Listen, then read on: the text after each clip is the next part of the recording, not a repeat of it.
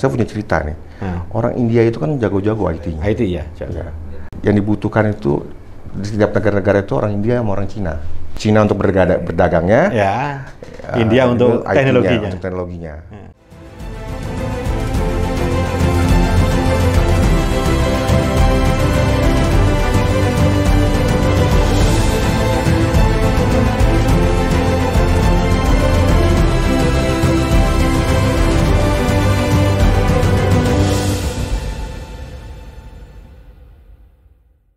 Selamat datang di obrolan Gema Kebangsaan. Saya Joko Kanigoro.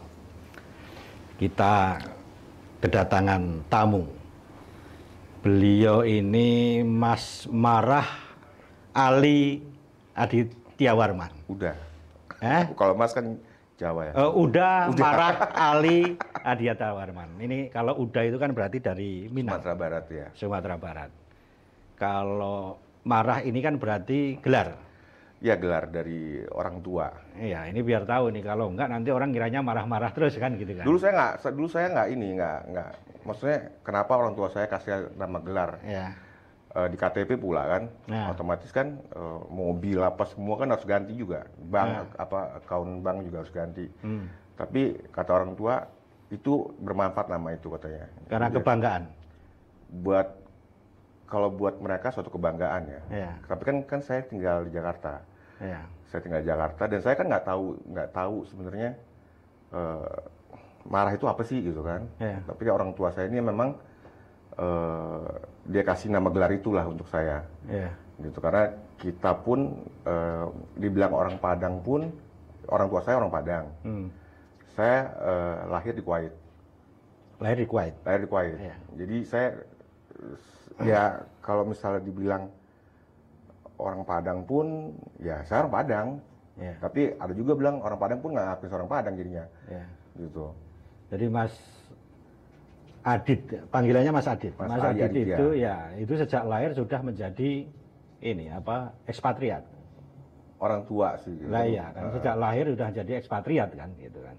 Artinya kalau kita lihat isu sekarang ini kan ada yang lagi tren ini sekarang ini yang namanya kabur aja dulu. Ya, betul. Kabur aja dulu itu kan pasti inginnya kan lari ke luar negeri kan itu. Betul. Nah sebetulnya Mas Adit lahir di Kuwait, tinggal di Jakarta, terus setelah itu bekerja di Malaysia. Ya, awalnya saya bekerja dulu sini. Di Indonesia. Di Indonesia bekerja. Ya, bekerja di Indonesia. Yang nama orang itu kan pasti ada tidak puas ya. Ya. Kalau kita bicara ya untuk kita apa yang kita kejar ke luar negeri itu kan sebenarnya untuk memperbaiki finansial kita, untuk lifestyle hidup kita sebenarnya kan, untuk naikin taraf hidup kita, lah. taraf hidup lah. Sebenarnya kan kalau gaji berapapun ya sebenarnya harusnya cukup lah, ya kan. Ada yang gaji 5 juta pun cukup, ada yang gaji 3 juta pun cukup sebulan kan. Tapi kan kita bicara lifestyle ya, terus udah gitu kita punya rencana planning ke depan, ya kan. Kita mau punya mobil, kita mau punya rumah, ya kan. Di Indonesia itu kan kalau untuk berharap dari gaji yang sekecil itu susah.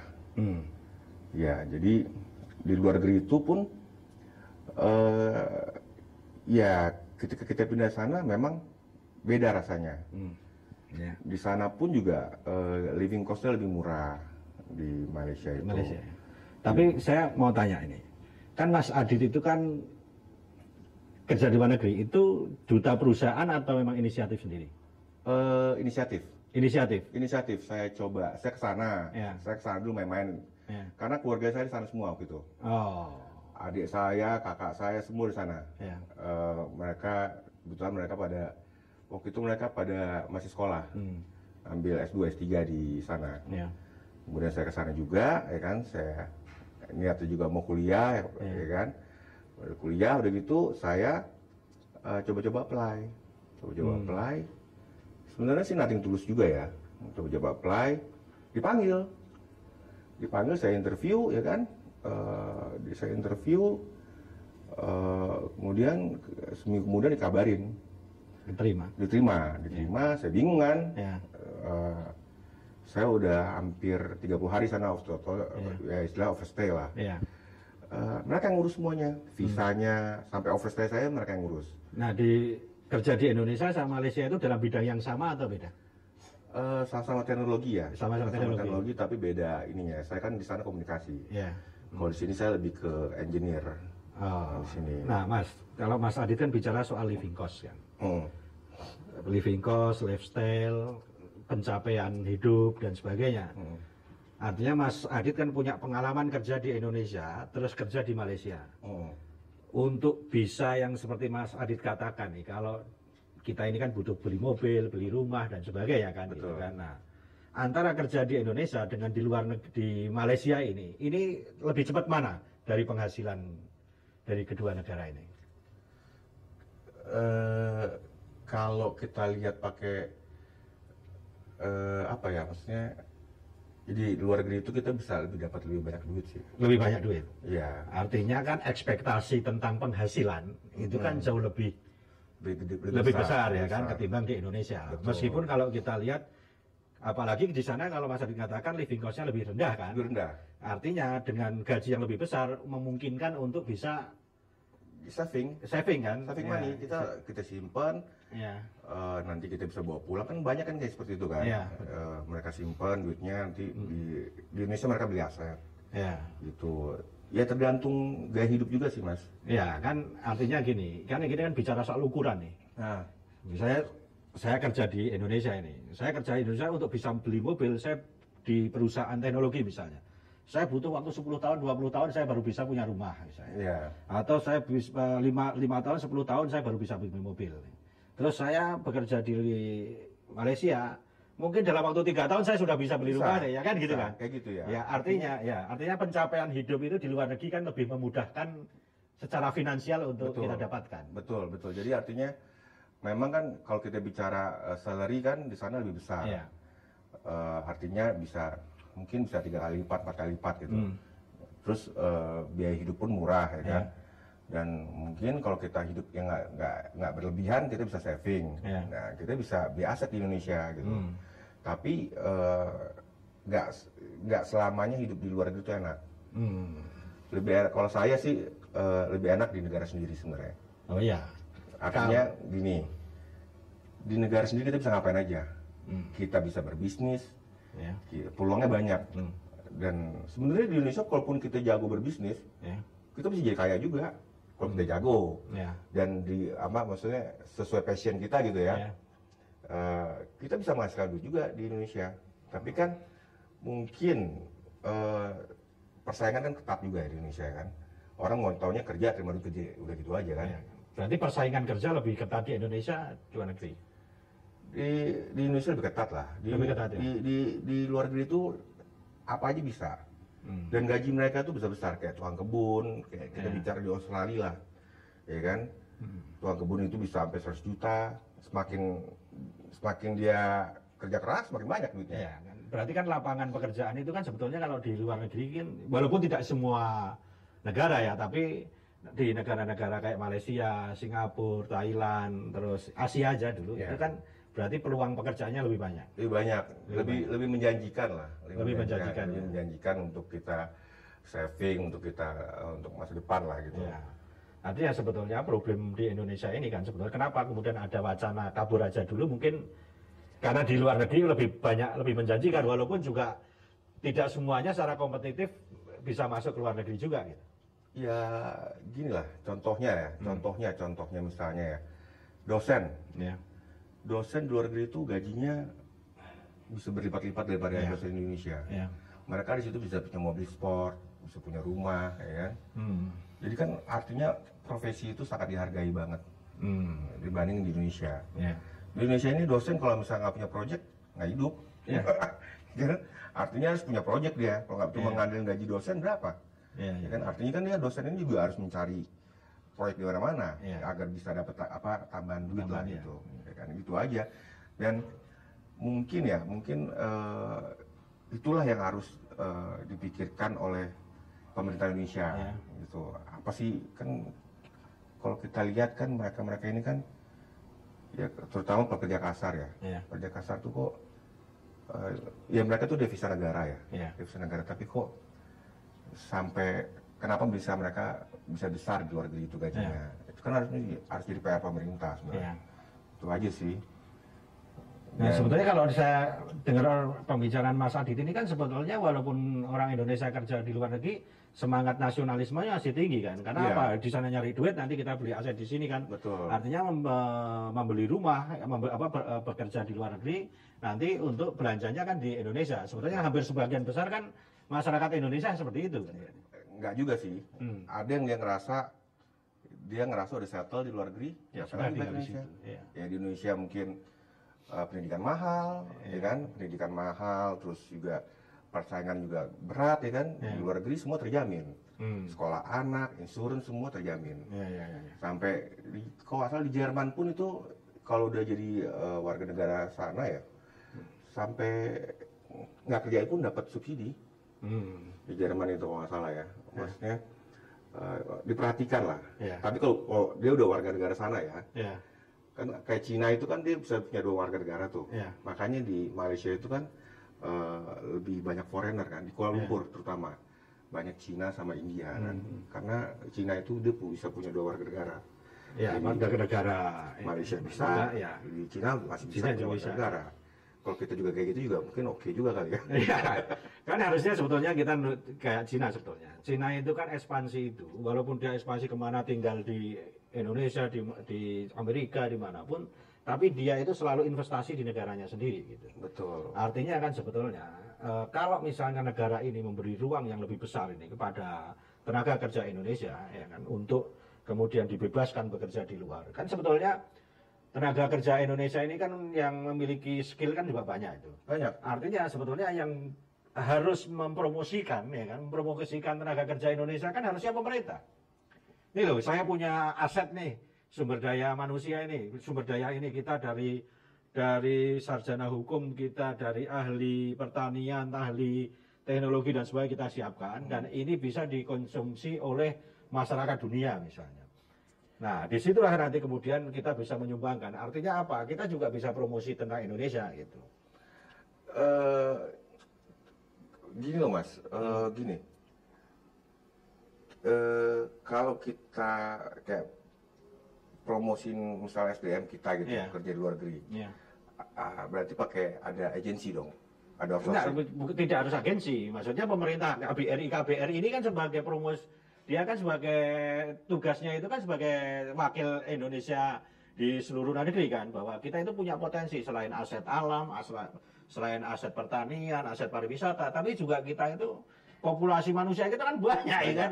Kalau ini nggak tersalurkan kan berkelahi di sendiri di negara kita ini kan gitu. Iya, kayak Mas bilang tuh kayak Cina kan.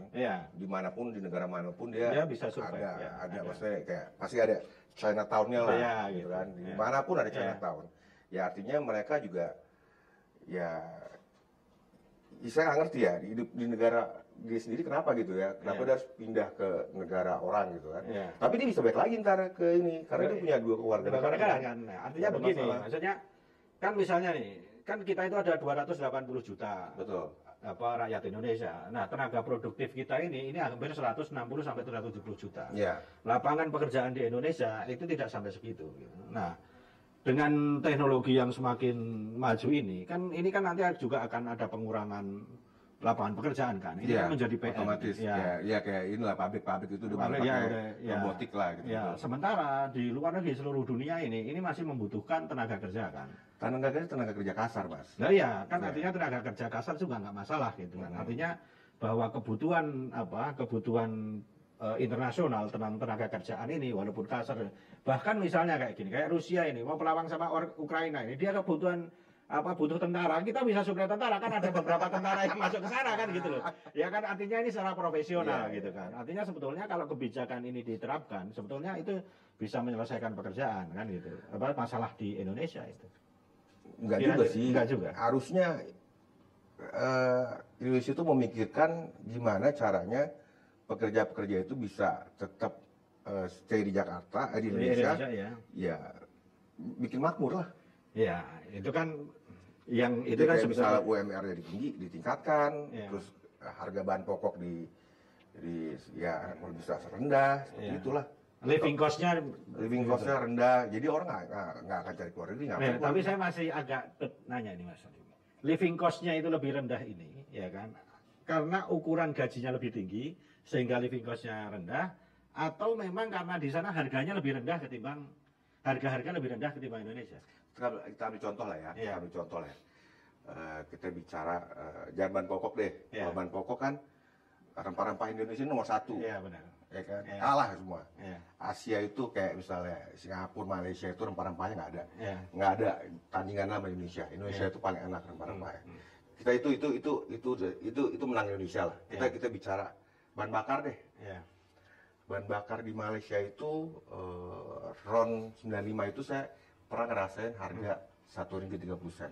Berarti Rp1.30. 4.500. 4.500. Di sini jual udah 12.000. 12.000, ya. Artinya kan kenapa bisa murah di sana? Kenapa di sini kok mahal? Kita negara ini loh, negara penghasil minyak juga. Penghasil minyak. Malaysia pun ngebor di kita. Ya kan? Nah, ini kalau saya terusin nanti jadi pemerintah. Ya bukan, maksudnya ini kan kritik juga. Bukan, ya sebenarnya kalau kritik kita ini banyak orang pinter mas.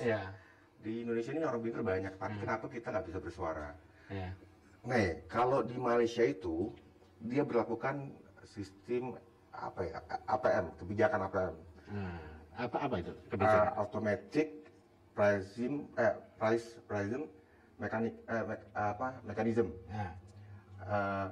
Gini, harga minyak itu kan fluktuatif. Ketika turun, otomatis dia harus jual ke rakyat turun dong. Kalau Indonesia enggak, flat. Turun pun beberapa nggak tahu, tetap jualnya sama. Dan di Malaysia pun dengan jual harga segitu pun udah untung ya. Udah untung berapa triliun. Di mana di Indonesia dijual untungnya sedikit.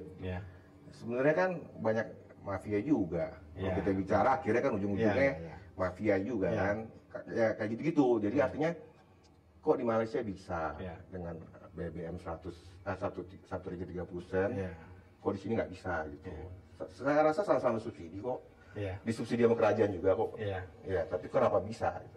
Ya negara kita negara kepulauan. Memang untuk distribusi cost-nya itu memang lebih mahal lah. Lebih mahal. Memang kan di Jawa sama di negara bagian timur harganya beda. Tapi kan kemarin kan dibikin jadi satu harga ya, masalahnya.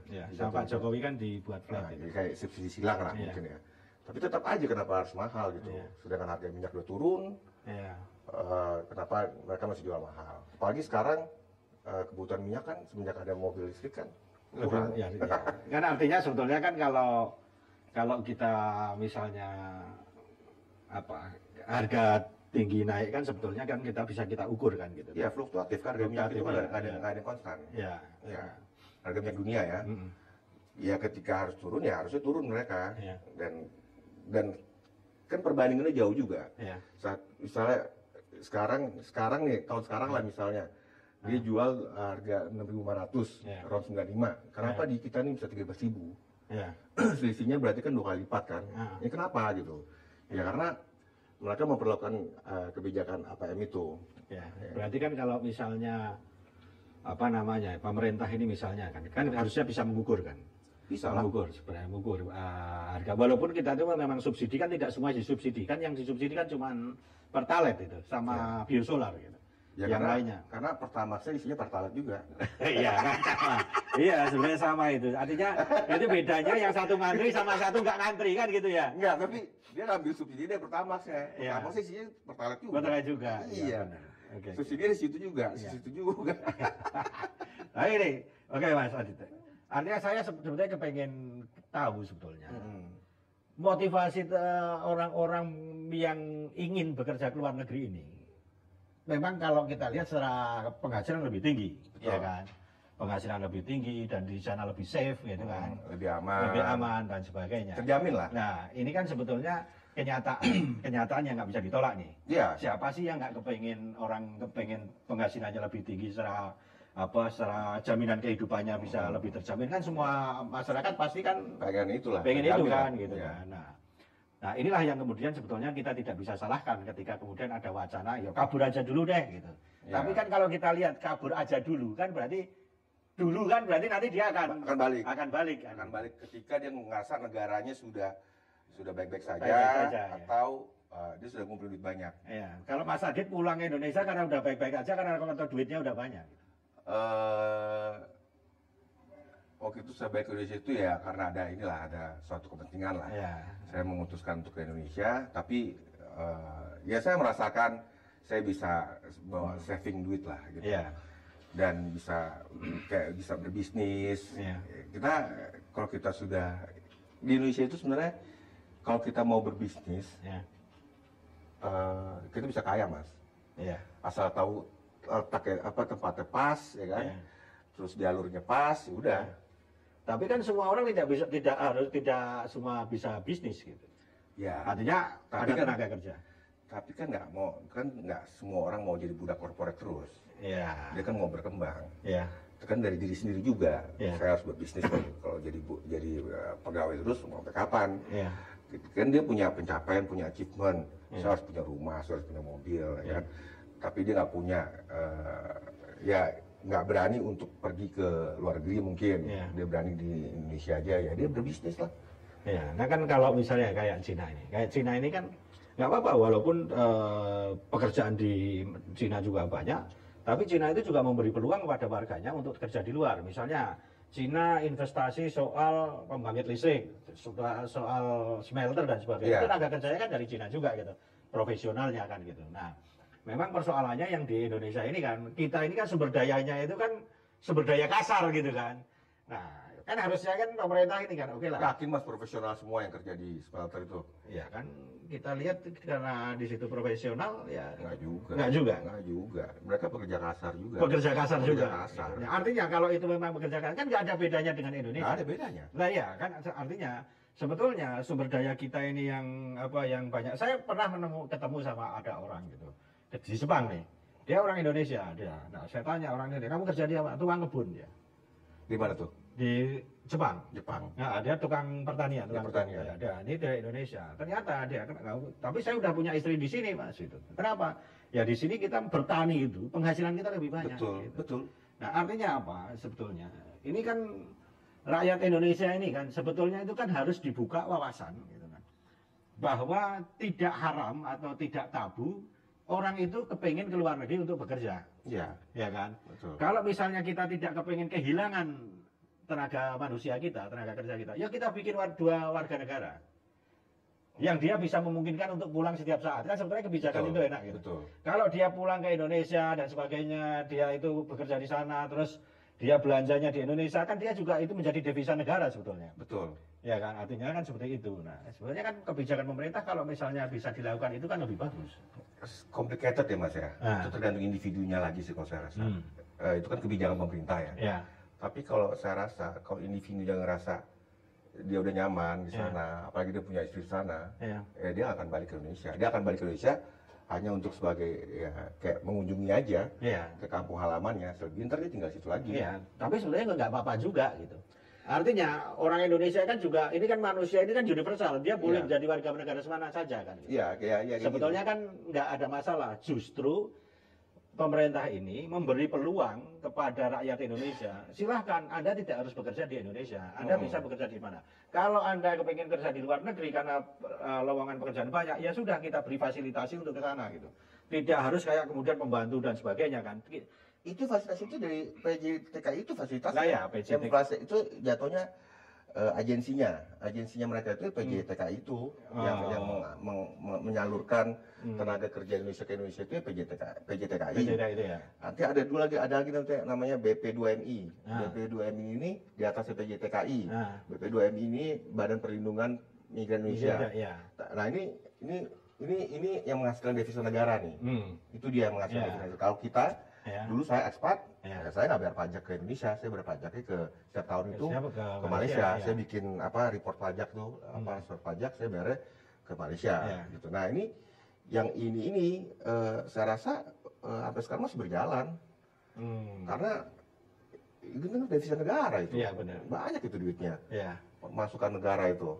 Tapi dia di sana bekerja ya lebih pekerja kasar yang pekerja kasar, bukan profesional, bukan pro hire. Ya kayak, tapi gaji mereka kalau dibanding di sini ya lebih besar. Di sini berarti manajer, di sana lebih besar, lebih dari manajer. Iya. Saya nggak ngerti ya, kayak di Australia itu, saya baca-baca gitu kan, jadi tukang kebun misalnya gitu kan, gaji kok gede banget ya, kalah kerja di sini gitu. Kayak ada kan salah satu artis kita jadi tukang alas di Kanada nggak salah. Kenapa dia bisa di sana? Dia tukang alas, artis. Ya karena di sini nggak layak hidup. Tapi kalau di luar negeri itu, misalnya di Malaysia yang Mas Adit, perlakuan masyarakat Malaysia terhadap tenaga kerja Indonesia itu seperti apa? Pandangan mereka ini? Ya mereka, ya kalau kita bilang kasihan sih, karena mereka itu kayak sebelah mata.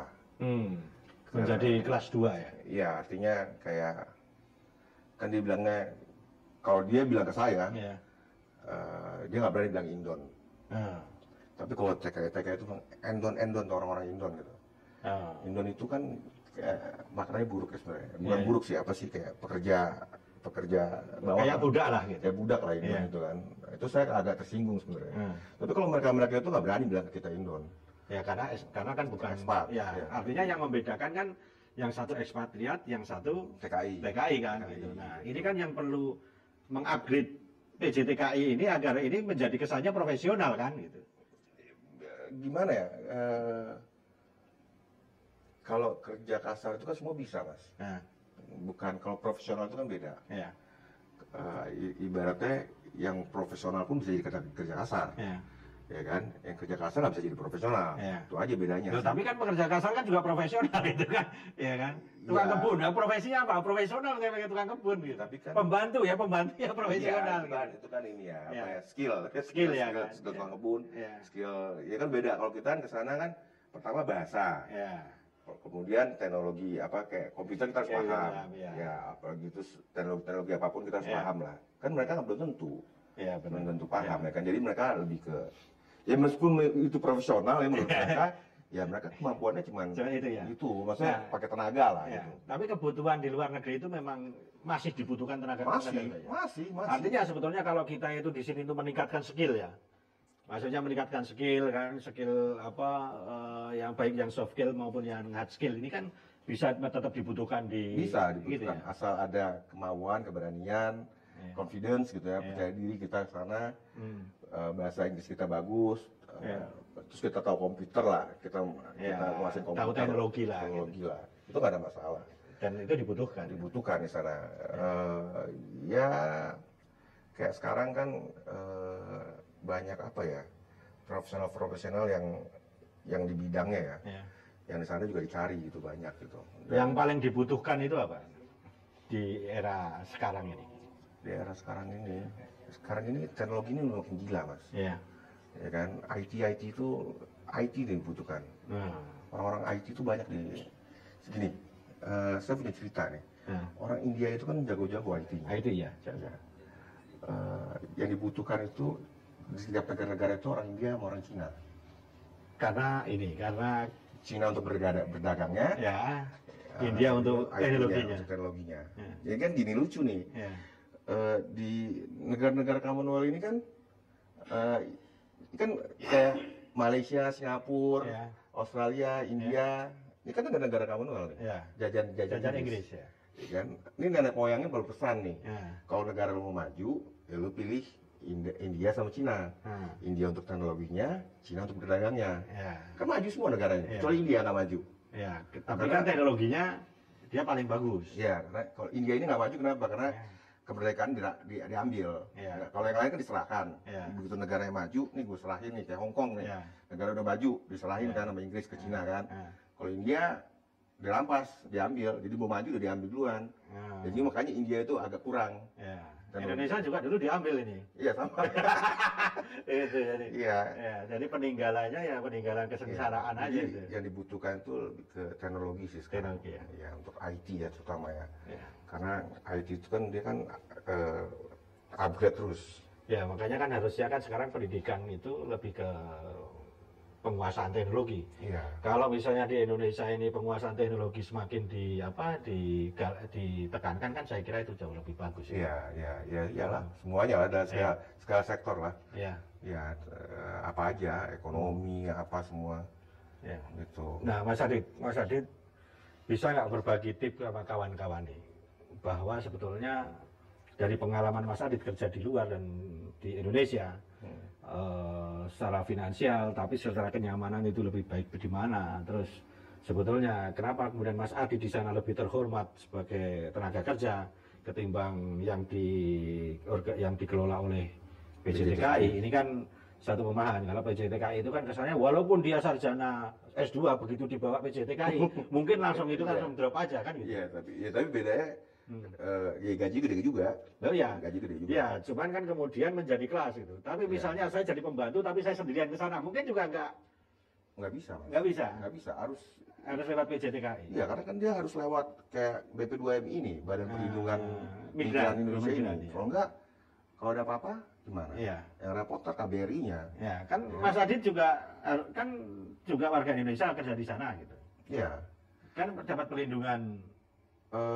Iya, tapi gini loh, maksud saya jalurnya beda. Kalau kita sponsor by company, ya kan. Kalau mereka kan ada yang menyalurkan. Iya.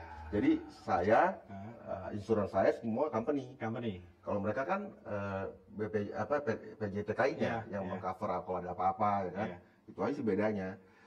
Terus masalah, ya itu dia masalah lebih istimewa aja kalau ekspat itu di sana. Kayak kita masuk ke, kayak saya contoh nih. Saya selama di sana saya nggak punya SIM. Saya nggak punya SIM. Jadi ketika saya melanggar, saya tunjukin paspor saya, silakan lewat. Tapi kalau TKI mungkin udah dibikin saman kali sama mereka, udah hilang mungkin. Kalau saya tunjukin paspor saya nih, saya lewat line bus waktu itu, saya nggak tahu kan, saya lewat line bus, tiba-tiba stopin sama polisi depan, ya kan. Dia minta sosok, saya bilang nggak ada, tapi saya ada paspor. Pas dia paspornya, oh silakan jalan. Kayak ada benefit lah buat saya. Dan mungkin di paspornya itu juga berbeda antara yang dibawa ini. Iya, beda. Beda. Kalau saya memang ada tulisan ekspatnya dan jelas gitu profesional gitu kan. Di situ ada pekerjaan profesional lah. Saya nggak tahu TKI saya belum pernah lihat sih ya. Ya mungkin juga gini, pemerintah juga sekarang juga harus meningkatkan kapasitas dan kualitas tenaga kerja kita kan. Artinya secara skill ini kan kita sudah tidak zamannya lagi kita itu mengirim tenaga kerja yang sifatnya kasar kan. Tapi mereka dibutuhkan. Walaupun dibutuhkan. Ya. Tapi mungkin dengan model yang berbeda agar mereka ini secara profesi dia dihargai. Iya, bisa kayak gitu. Kayak misalnya kayak Jepang itu dia punya standar ya buat jadi profesional di sana. Kayak misalnya kaliannya apa misalnya. Terus nanti dia harus kursus bahasa dulu, baru jadi profesional di Jepang. Itu juga ada kayak gitu sekarang. Gitu ya? Ada sekarang kayak gitu. Artinya sebetulnya peluang itu masih banyak. Tapi yang menciptakan bukan si pemerintah, si Jepangnya sendiri. Artinya, lu mau kerja di gue, lu punya kalian apa? Lu mau jadi profesional, ayo ikut gue dulu sini. Nanti gue ajar bahasa dulu, karena Jepang itu kan dia bukan anti ya. Bahasa Inggris itu kan dia nggak mau dia. Nggak mau. Ya, nggak mau. Ya kan maunya bahasa dia. Iya. Ya kan kalau diajak ngomong bahasa Inggris, awal mereka. Iya. Dan dia menganggap bahasa Inggris nggak penting juga. Nggak penting. Dia harus tuh bahasa dia lah. Kayak Cina gitu. Ya, Cina kan bagus tuh. Nasionalismenya tinggi dia. Iya. Cina kan yang bahasa Inggris kan cuma di Hong Kong gitu. Begitu di luar Hong Kong itu apa itu bahasa apa itu? Iya makanya dia nggak bahasa apa tuh bahasa Inggris. Iya. Nah di Jepang itu difasilitasi seperti itu. Iya. Kuliah buat studi bahasa dulu, nanti baru kerja sama kita gitu. Ya, artinya sebetulnya Jepang itu membutuhkan tenaga kerja yang kualitas, maka dia memberikan ruang untuk dia belajar. Itu udah banyak gitu, udah banyak ya. Banyak di Jepang itu yang akhirnya berangkat ke sana, ya kan nggak. Jadi bukan pekerja kasar ya, lebih ke profesional hire ya, profesional. Tapi lu harus belajar bahasa dulu. Ya. Gitu. Jadi kalau misalnya soal kabur aja dulu ini kan, artinya memang ini sebetulnya gertakan aja atau keinginan semata atau memang itu memang dilakukan oleh kabur aja dulu itu memang udah hopeless mas. Kayak hopeless ya? Hopeless di negara sendiri, nggak dihargain di negara sendiri, ya lebih kabur aja dulu. Kabur aja dulu, dia di sana dihargain, kehidupannya jelas, ya kan. Nanti kalau udah banyak duit, baik lagi deh. Kan kabur aja dulu. udah sekolah pinter ya kan, SMP, SMA ya kan, perguruan tinggi, begitu keluar nggak ada pekerjaan. Nggak ada pekerjaan. Ngelamarnya yang justru malah sekarang yang SMA bisa jadi direktur. Nah, ya, makanya. Yang SMA bisa jadi komisaris. Makanya. Saya kan udah nggak ini. Jadi udah nggak ada harapan itu.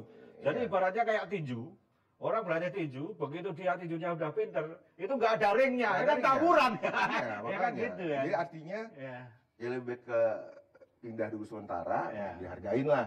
Dan sambil kan, nyari uang nanti kita pulang. Itu kan jadi salah satu experience sebenarnya. Ketika dia balik ke Indonesia, dia punya value added, punya nilai tambah. Dan dia juga bisa belajar dari sana karena udah diterapkan di Indonesia. Dan dia bisa bisnis. Dan dia bisa bergening tadi perusahaan Indonesia. Perusahaan Indonesia. Saya pernah kerja di luar negeri, ya kan? Buat bergening lah buat mereka. Akhirnya buat portofolio. Iya, portofolio. Ya experience mereka lah. Gitu, akhirnya mereka bisa bergening gaji nanti gitu. Akhirnya gaji gede. Atau ada juga yang pulang ke Indonesia dia bikin perusahaan sendiri, ada juga dia berbisnis, banyak kayak gitu. Karena ketika dia kerja di Indonesia, di luar negeri misalnya, dia balik ke Indonesia, sebergening gaji, berapa sih gajinya, masih gedean di gaji dia di luar negeri. Dan dia kan berpikirnya, masa gue jadi budak korporat lagi sih, gue berbisnis lah, gue buka company lah, gitu. Banyak yang kayak gitu sekarang. Atau dari konsultan atau apa. Saya mau nanya ini, karena Mas Adinya kan karena kerja di Malaysia, saya agak ini. Banyak pekerja kasar di Malaysia, itu kan masyarakat Indonesia, mungkin ada berapa ratus ribu orang, bahkan juta. Sudah juta. Itu kalau di pemilu, itu kan masuk di pemilu Indonesia. Betul. Ini. Artinya apa? Mereka ini bekerja di sana ini. Dia sebagai electoral vote itu dicari oleh para politisi Indonesia ini. Karena untuk nama itu. Betul. Nah, apakah pernah ada partai politik yang pernah peduli soal ini? Ada. Ada ya? Waktu saya di sana, saya punya teman dari PAN ya.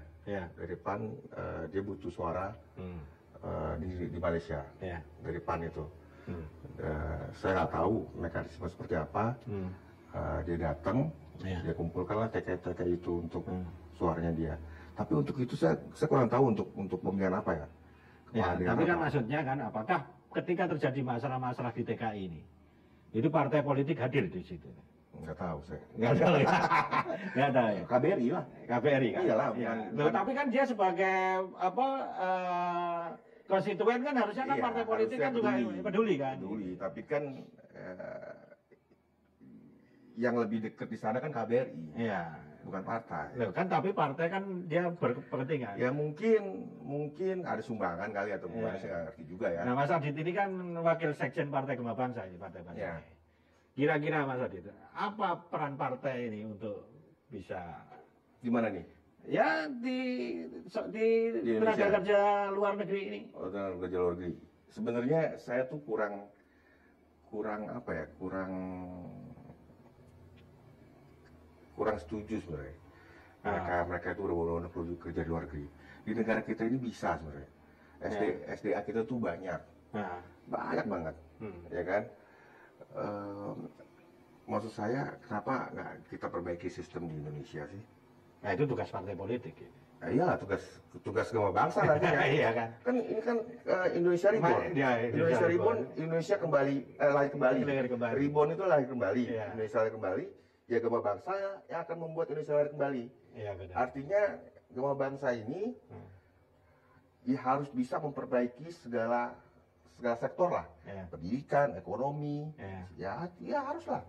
Gimana caranya biar rakyat kita tuh bisa nggak ngelirik keluar lah. Di sini gaji gede kok gitu. Di sini asuransinya oke misalnya kan. Itu loh maksud saya. Jadi ngapain kita mikirin orang kerja di luar negeri? Kita mikirin negara kita sendiri aja dulu. Iya benar. Iya. Gema Bangsa lah ini, insya Allah bisa. Oke. Ya. Terima kasih Mas Adit. Kita sudah berbincang hampir 40 menit ini kita. Dan saya terima kasih teman-teman semua bisa melihat sebetulnya memang kalau secara finansial penambahan pencapaian penghasilan di luar negeri memang sangat menjanjikan. Tetapi bagaimanapun bahwa tetap kalau di negeri sendiri ini jauh lebih lebih enak gitu. Lebih enak. Asal kita bisa menciptakan peluang kerja. Ya. Nah, problem yang layak lah. Yang layak. Nah, problem kita di Indonesia ini kan sekarang ini memang lapangan pekerjaan memang sulit. Nah, sekarang dituntut oleh kawan-kawan bagaimana kita menciptakan pekerjaan di negeri sendiri kan sebetulnya kan, yang bisa menciptakan lapangan pekerjaan. Ya sistemnya lah harus dirubah, ya kan. Caranya harus dirubah semuanya. Ya mafia-mafia ini kan banyak juga di Indonesia ini kan. Gimana kita bisa harusnya layak hidup di negara sendiri, ya kan.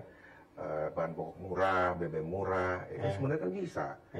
Negara lain bisa kok, kenapa kita nggak bisa? Artinya peningkatan kualitas. Betul, artinya ya gimana caranya biar kita layak hidup di negara kita sendiri. Ya kan tergantung pemerintahnya. Dan itu kan nanti, nanti Gema Bangsa lah itu tugasnya. Gema Bangsa lah, kan ininya tagline Indonesia Reborn. Artinya Indonesia lahir kembali nih oleh Gema Bangsa nih. Gema Bangsa yang harus bisa pegang semuanya. Ya kan, memperbaiki segala sektor kan. Gitu kan. Oke, Mas Adit. Terima kasih. Kita sudah berbincang, Mas Adit terima kasih. Nanti kita akan berbincang kembali yang lebih detail sehingga kita bisa memberikan banyak informasi kepada teman-teman semuanya. Saya Joko Kanigoro dan Mas Marah Ali Aditya Tulamangan undur diri. Terima kasih.